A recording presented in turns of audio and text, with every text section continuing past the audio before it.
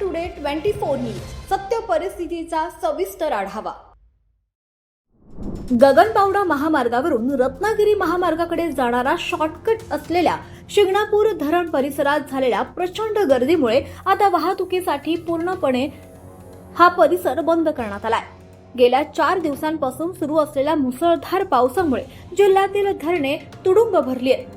जून महिन्याच्या अखेरीस पावसाला सुरुवात झाली असून धरणातील पाण्याची पातळी सुद्धा आता हळूहळू वाढत चालली आहे।